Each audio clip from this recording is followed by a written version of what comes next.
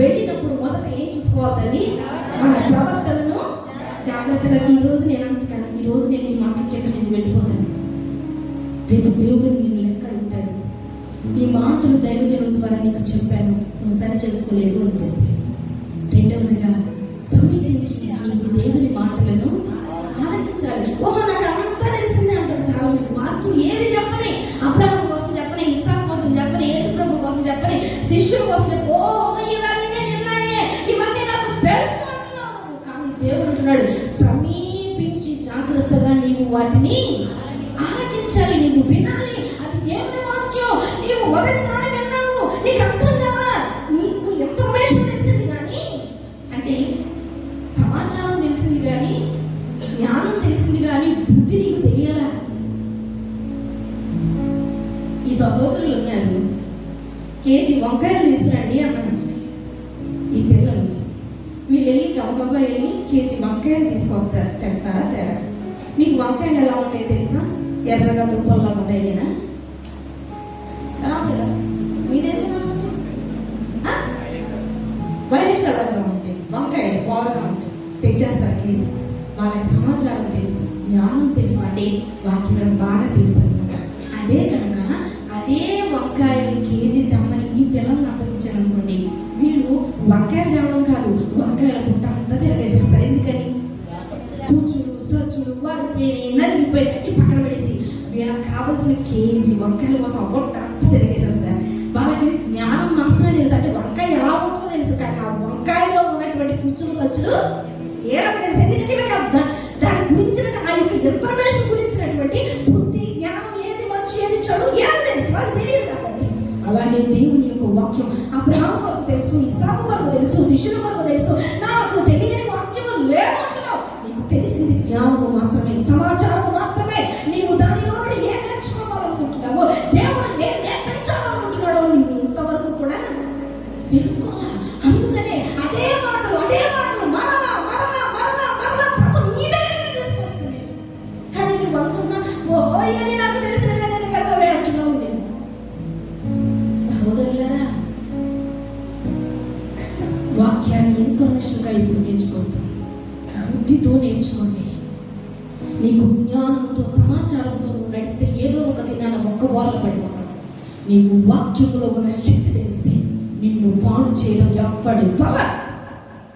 ఒకటే మాట చెప్తున్నాను, యథార్థవంతునికి నీతివంతుని కంట రాత్రి కూడా ఒక వాక్యం చదువుతూ విన్నాను. నీతివంతులకి యథార్థవంతుని కంట చెడు దగ్గరకు రావడానికి కూడా భయపడతారంట. ఎందుకంటే వాడు దాన్ని స్వీకరించదు కదా. దేవుని యొక్క వాక్యంలో అంత నైపుణ్యతను మీరు సంపాదించుకోవాలి. రెండవ వచనాన్ని చూడండి, చాలా త్వరగా చెప్పడానికి ప్రయత్నం చేస్తాను. నీవు దేవుని సన్నిధిని అలా అనాలోచనగా పలుకుటకు జాగ్రత్తగా విను. నీ హృదయమును త్వరపడనివ్వక. చాలు, లాస్ట్ లైన్ చదువు. ఇప్పుడు దాన్ని దీన్ని కలిపి చదువు. నీవు దేవుని సన్నిధిని, అందరూ వినండి, నేను మళ్ళీ మిమ్మల్ని అడుగుతాను, వాళ్ళని మళ్ళీ అందుకే చదివిస్తున్నాను. చదువున్నాను. నీవు దేవుని సన్నిధిని అనాలోచనగా పలుకుటకు నీ హృదయమును త్వరపడనివ్వక నీ నోటిని కాచుకును. కావున నీ మాటలు. ఒక విశ్వాసిగా ఉండినటువంటి వ్యక్తి ఎవరైతే ఉన్నారో మొదట ఆ వ్యక్తి తన ప్రవర్తనను జాగ్రత్తగా చూసుకోవాలి. రెండవదిగా ఆలకించుటకు సమీపించాలి, దేవుని సన్నిధిని సమీపించాలి. మూడవదిగా చెప్పండి, మాటలు. విశ్వాసిగా ఉన్నటువంటి వ్యక్తి మాటలు అతి జాగ్రత్తగా ఉండాలి. జాగ్రత్తగా నీ మాటలు లేకపోతే నీవు ఏదో ఒక దినాన దెబ్బతినేస్తావు, ఖచ్చితంగా దెబ్బతినేస్తావు. నువ్వు అనుకుంటున్నావు దేవునితో నడుస్తున్నాను, ఎన్నో సంవత్సరాల అనుభవం వస్తుంది, దేవుని కార్యాలు చేస్తున్నాడు, వాక్యం బాగా అర్థమవుతుంది, ఆశీర్వాదం వస్తుంది అంటున్నావు. నేను ఒక మాట చెప్పిన, దేవుడు ఎప్పుడో నేను ఫస్ట్ మెట్లోనే నెట్టేశాడు. నువ్వు అనుకున్నా ఇంకా దేవుడితో నడుస్తున్నాను అని చెప్పి నెట్టడానికి గల కారణం ఏంటో తెలుసా? నీ నోటి మాట. దేవుని యొక్క వాక్యం సాగిస్తుంది. దేవుని సన్నిధిని అనాలోచితముగా నీ హృదయంతో త్వరపడి నీవు మాట్లాడద్దు. ఇది దేవుని సన్నిధి. నువ్వు త్వరపడి మాట్లాడదు. నీ యొక్క నోటి మాటలు చాలా కొద్దిగా ఉండాలి. నీకు ఇష్టం వచ్చినట్టు వాగడానికి, ఇష్టం వచ్చినట్టు మాట్లాడడానికి నా దేవుడు చేతకాని వాడు కాదు. ఆకాశమందు ఉన్నవాడు నీ మాటలను ఆలకిస్తున్నాడు. ఆకాశమందు చూచుచున్నవాడు నీ ప్రవర్తనను చూస్తున్నాడు. నీ ప్రవర్తన, నీ నోటి మాటలు నీ యొక్క దైవజనుడు చూడకపోవచ్చు. నీ ప్రవర్తన, నీ నోటి మాటలు నీ పక్కన ఉన్న విశ్వాస చూడకపోవచ్చు, ఎవరు చూడకపోవచ్చు. కానీ ఆకాశమందు ఆశ్చర్యుడైన వాడు నీ నోటి మాటలను చూస్తున్నాడు. త్వరపడద్దు, తొందరపడద్దు, వాగడానికి తొందరపడద్దు. నోటి మాట వేసుకొని చెప్పు. ఏనాడైనా ప్రార్థన మనం చేశామా? అది తప్పించి దేవా నేను ఉపవాసం ఉంటాను, నేను నీకు ఇది ఇస్తాను, నేను నీకు అది ఇస్తాను అని చెప్తున్నామా? ఆ ప్రార్థన ఎందుకు పనిచేస్తుంది? ఎందుకు పనిచేస్తుంది? ఒకప్పుడు నీవు వ్యభిచారిగా ఉన్నావు, ఒకప్పుడు నీవు దొంగగా ఉన్నావు, నీవు ఒకప్పుడు దోపిడీగాడిగా ఉన్నావు, ఒకప్పుడు నీవు దేవునికి అయాసకరంగా బ్రతికావు. ఏనాడైనా దేవా బల్లారాధనలో నిలబడేటప్పుడు కూడా ఏడుస్తాం. ఎందుకు ఏడుస్తాం తెలుసా? యేసయ్యా నా కోసం ఇన్ని దెబ్బలు తిన్నావా, నా కోసం ఇన్ని కష్టాలు పడ్డావా, అయ్యా నా కోసమేనా అని ఏడుస్తున్నావు తప్ప అయ్యా నేను పాపినయ్యా, నా బ్రతుకులో అంత పాపమే ఉందయ్యా, నేను కూడా ఎన్నోసార్లు నేను హింసిస్తున్నానయ్యా, ఒకప్పుడు నా బ్రతికిదయ్యా, నన్ను క్షమించావయ్యా, ఇంకా నేను ఆ పాపంలో కొనసాగుతున్నానయ్యా, నన్ను క్షమించయ్యా అనే ప్రార్థన మన జీవితంలో నిలబడట్లే. దేవుడు అంటున్నాడు, నీ మాటల ద్వారా దేవునికి కోపాన్ని పుట్టించి నీ కష్టమును, నీకున్నటువంటి చేతిలో ఉన్న దానిని నీవు ఎలా వ్యర్థం చేసుకొనిచున్నావు. మన కష్టము వ్యర్థమైపోతూ ఉన్నదంటే దానికి గల కారణం ఏంటో తెలుసా? దేవుని కోపము రంగులు కొట్టుకునే విషయాన్ని మర్చిపోవద్దు. అది ఎవరు దైవజనుడైనా, అది ఎవరైనా దేవునికి ఒకరు ఎక్కువ ఒకరు తక్కువ లేదు. అందరినీ ఒకే కొంటారు, ఒకే తోస వ్యక్తం చేసుకుంటున్నాం. దేవునికి కోపం పుట్టించే మాటలు ఎందుకు మాట్లాడుతున్నాం? 7వ వచనంలో అంటున్నాడు, నీ మట్టుకు నీవు దేవుని యందు భయభక్తులు కలిగి ఉండు. చప్పట్లు కొట్టి దేవుని మాట్లాడతాను. నా అంతటా నేను దేవుని యందు భయభక్తులు కలిగి ఉంటాను. నా అంతటా దేవుని యందు భయభక్తులు కలిగి ఉంటాను. దైవజనుని ఆయన భయభక్తులు కలిగి ఉంటాను. ఎవరి భయభక్తులు వారిని కాపాడుతాయి, ఎవరి యొక్క భక్తి వారిని కాపాడుతుంది, ఎవరి ప్రార్థన వారిని కాపాడుతుంది.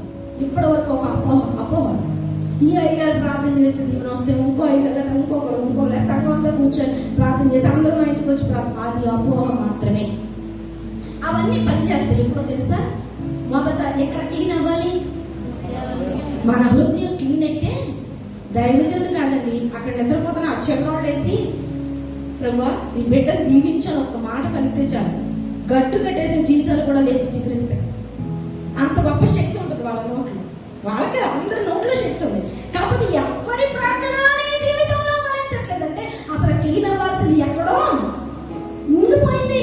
అది ఈ రాత్రి మనం క్లీన్ చేసుకుంటున్నాం కాక దేవుని సన్నిధిలో మన నోటి మాటలు, మన హృదయాన్ని మనము క్లీన్ చేసుకోవాలి, శుభ్రపరచుకోవాలి. ఒక్కొక్క మాట చెప్పారు, సర్వ విషయములలో కూడా నీవు వేరు పొందాలి. ఈ వరి అదే ఇంటికి చదవండి, టైం అయిపోయింది కదా, అందుకని నేను చదివించలేకపోతున్నాను. 9వ వచనాన్ని చూసుకున్నట్లయితే అక్కడ అంటాడు, ఏ దేశంలో రాజు భూమి విషయమై శ్రద్ధ పుచ్చుకొనునో ఆ దేశములకు సర్వ విషయముల యందు మేలు కలుగును. రాజు అనగా నీ కుటుంబానికి నీవే రాజు, రాణి అనగా నీ యొక్క కుటుంబానికి నీవే రాణివి, నీ దేశము అనగా నీ కుటుంబము. ఏ యొక్క వ్యక్తి అయితే తన భూమి విషయమై శ్రద్ధ పుచ్చుకొనునో, తన భూమి అనగా హృదయము, ఇదిగో విత్తనములు చల్లినటువంటి ఉపమానములు మంచి నేల అనగానే హృదయాన్ని మనం చెప్తూ ఉన్నాం. అలాగనే నీ భూమి విషయమై అంటే నీ హృదయం విషయం, దేవా నేను ఏ విషయంలో తప్పిపోయా, నిజంగా నీవు తప్పిపోకుండా దేవుడు ఏ కార్యాలు చేయండి. ప్రతి వారు శోధింపబడుతున్నారు అంటే మీరు అనుకుంటారు ఇలాగా అలాగా ఆడేదో అది నో. ఎవరి భూమి వారు శ్రద్ధ వహిస్తే చాలు, ఆ సర్వ విషయంలో నీకు మేలు కలుగుతుందని దేవుని యొక్క వాక్యం సాధిస్తుంది. ఎవరో వచ్చి ఏ దైవజనుడు వచ్చి నీకు బోధించాల్సిన, లేకపోతే నేను వచ్చి చెప్పాల్సిన అవసరం లేదండి. ఇక్కడ ప్రసంగి తన గ్రంథంలో ఆత్మ పూర్ణుడై రాస్తున్నాడు, నీవు నీ భూమి విషయమే శ్రద్ధను వహిస్తే చాలు, సర్వ విషయములలో నీకు మేలు కలుగుతుంది. ఒక మాట చెప్పిన 10వ వచనంలో అన్నాడు, ద్రవ్యమును అపేక్షించువాడు ద్రవ్యం చేత తృప్తి పొందడు, తన సమృద్ధిని అపేక్షించువాడు దాని చేత తృప్తి పొందడు, ఇది వ్యర్థమే. ఎవరైతే బాగా ధనాన్ని సంపాదించుకోవాలి అనుకుంటున్నారో వారికంటే ఎప్పటికీ తృప్తి కలగదంట. ధన సమృద్ధిని అపేక్షించు వారికి దాని చేత ఎప్పటికీ కూడా తృప్తి కలదు. ఇది నేను చెప్తున్న మాటలు కాదు, మీ బైబిల్లో కూడా ఉంటే ఇంటికి వెళ్ళి చదువుకోండి. ఇది నేను చదివినప్పుడు నా హృదయానికి తట్టినవి ఈ మాటలు, అందుకనే నేను మీకు చెప్తున్నాను. మీకు ఏమైనా డౌట్ ఉన్నట్లయితే ఇందులో చదువుకోండి. ఇదేదో నేను కావాలని చెప్పేసి నేను సృష్టించి నేను ఒక కొత్త పేపర్ రాసుకొని వచ్చింది కాదు. దేవుడు చెప్పిన మాటలు మనందరి కొరకు ఈ మాటలు రాయించి ఉంచాయి. ప్రసంగి గ్రంథం 5వ అధ్యాయంలో ఈ మాటలు ఉన్నాయి. ఇంటికి వెళ్ళాక కావాలంటే చదువుకోండి. మీరు సర్వ విషయంలో మేలు పొందాలి అంటే మొదట నీ యొక్క భూమి విషయంలో ఏం చేయాలంట? శ్రద్ధను వహించాలి. రెండవదిగా ధనాన్ని ఎవరైతే బాగా కోరుకుంటారో వారికి ఎప్పటికీ కూడా తృప్తి కలగదు. 11వ వచనం చూస్తే, ఇదిగో ఆస్తి ఎక్కువైన ఎడల, అంటే నీవు కోరినట్లుగా నీ ఆస్తిని దేవుడు నిజంగానే ఎక్కువ చేశాడు అనుకోండి, ఎక్కువైన ఎడల భక్షించువారు ఎక్కువ అవుతారు, అంటే తినేవారు కూడా ఎక్కువ అవుతారు. 12వ వచనం చూడండి, కష్టజీవులు కొద్దిగా తినను ఎక్కువగా తినను సుఖ నిద్ర పొందెదరు. అంటే కష్టజీవులు ఎవరైతే ఉన్నారో దేవుడి మీద ఆధారపడి దేవుడే నన్ను పోషిస్తాడు, దేవుడే నన్ను దీవిస్తాడు, దేవుడే చూసుకుంటాడు అనుకుంటారో వారు కొంచెం తిన్నా ఎక్కువ తిన్నా హాయిగా నిద్రపోతారంట. ఇది అందులోనే రాశాడు. అయితే ఐశ్వర్యవంతులకు తన ధన సమృద్ధి చేత నిద్ర పడదు. బాగా డబ్బు సంపాదించడానికి ఎప్పుడు నిద్ర పడదు. ఆ డబ్బే ఉంటుంది, దాన్ని ఉపయోగించి ఇంకా కొంచెం ఎక్కువ డబ్బు సంపాదించకూడదు, ఏదైనా పొలాలు కొనుక్కోకూడదు, లేకపోతే వడ్డీకి ఇవ్వరాదు, నన్ను ఎంతకాలం దాస్తాను ఇందులో అంటది నీ ధనం ఎప్పుడు నిద్రపోలేవు. కష్టజీవులు అంటే ఆ దేవుడి మీద ఆధారపడి వాడు హాయిగా తింటాడు, హాయిగా నిద్రపోతాడు, రేపు దేవుడే చూసుకుంటాడు అనుకుంటాడంట. అలాగే అందరూ కష్టజీవులు కాదు. తన భూమిని బాగా చూసుకున్నవాడు, దేవుని మీద ఆధారపడిన వాడు, నోటి మాట లేదు జాగ్రత్త కలిగిన వాడు, తన ప్రవర్తనను జాగ్రత్తగా చూసుకునేటువంటి వాడు ఎవరైతే ఉన్నారో వారికి చక్కని నిద్రను ప్రభు అనుగ్రహిస్తాడంట. 14వ వచనంలో తన ఆస్తిని దాచిపెట్టుకొని